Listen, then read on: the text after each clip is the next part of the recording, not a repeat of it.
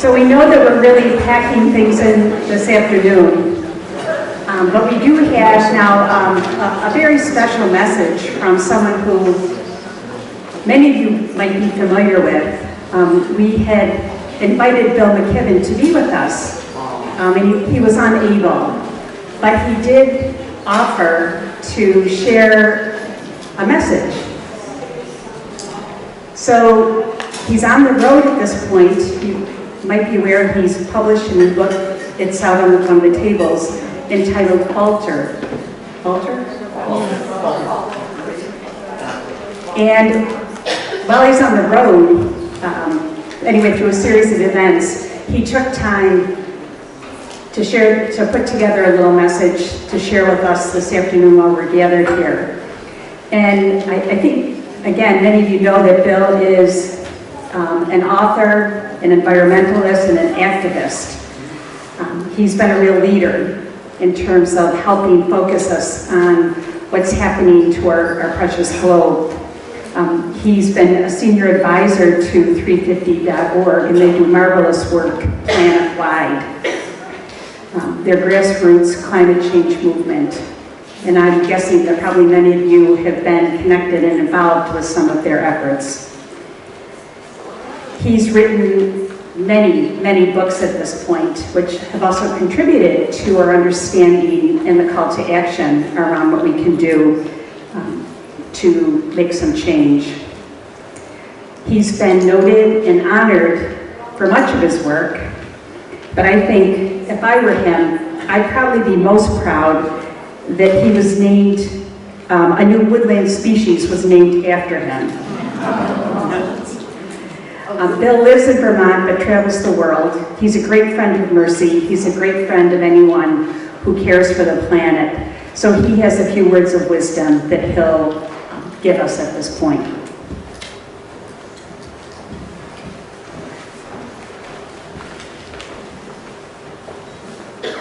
Hello friends, this is Bill McKibben. What a pleasure to be with you virtually. I wish to anything that I was there physically. I'm off in the western part of the country doing some organizing, and so I bring you not only my own good wishes, but good wishes from all kinds of people. I was in Denver last night giving a talk, and there in the audience were the crew from the Sunrise Movement who were crisscrossing the country in a van, staging this remarkable road show in support of the Green New Deal.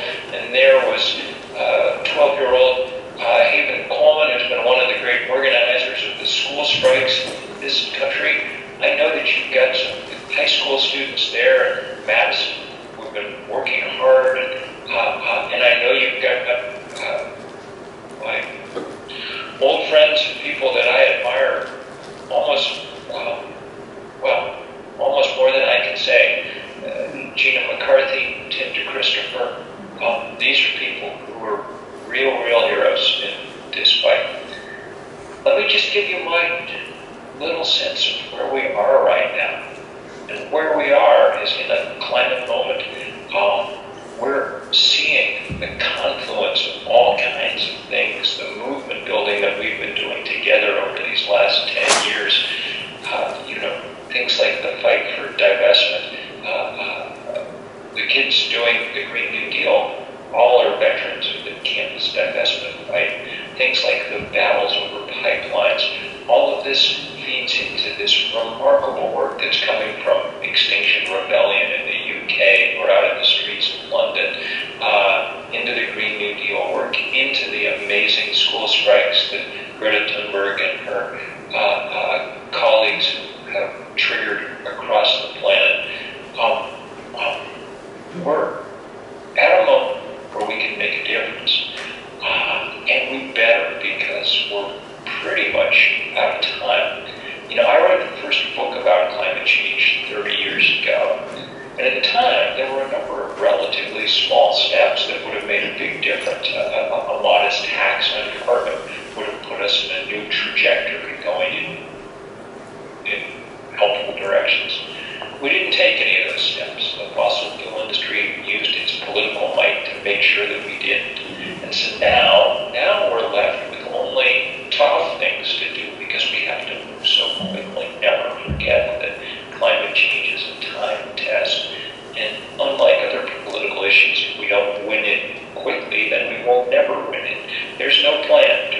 freeze the Arctic once it's melted. So, all in, we have to increase the pressure.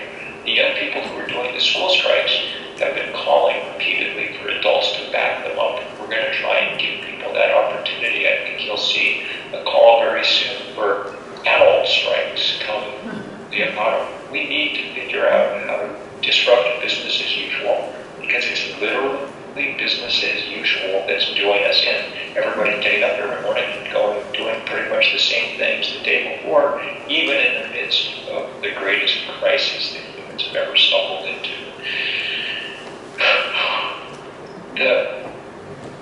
The level of commitment that we need from people keeps going up. The planet is way outside its comfort zone, so it's time for us to be too. And we know that it's possible. We've seen, among other things, the beautiful, beautiful escalation of the faith-based climate in recent years. I remember when there wasn't such a thing. I remember when conservative churches just thought about environmentalism as a way station on the road to paganism, and the rest of communities of faith thought that it was something to get to after you dealt with war and hunger. But now we understand that it is, as Desmond Tutu said, the greatest human rights challenge of our time, the thing that's going to make it impossible to meet our goals and hopes for development and change around the world. And so people are coming together to fight in really wonderful ways, led by the Pope's remarkable words in Laudato Si. That critique of modernity is one of the most important documents of our time, and the touchstone for where we have to go together. And that's the place I'll end. Together is the most important word I can think of. There's no time anymore for individual actions to turn the tide. I mean, my house is covered with solar panels, and I'm proud of them, but I don't try to fool myself that that's how we're going to stop global warming. If we do it, it's going to be because individuals become a little less individual, join together with others in the kind of movements that allow us to make change at the pace we need. The planet is outside its comfort zone, so we need to be outside of ours. Different things for different people. For some of us, it's meant ending up in handcuffs. For others, it's meant breaking ties with political parties or things that we've been associated with. For all of us, it means hard work, but nothing compared to the trauma that people now are undergoing daily as the climate shifts begins to erode their lives. So I'm just so grateful to you all for being part of this fight, and I look forward to being shoulder to shoulder with you over the years to come. Thank you.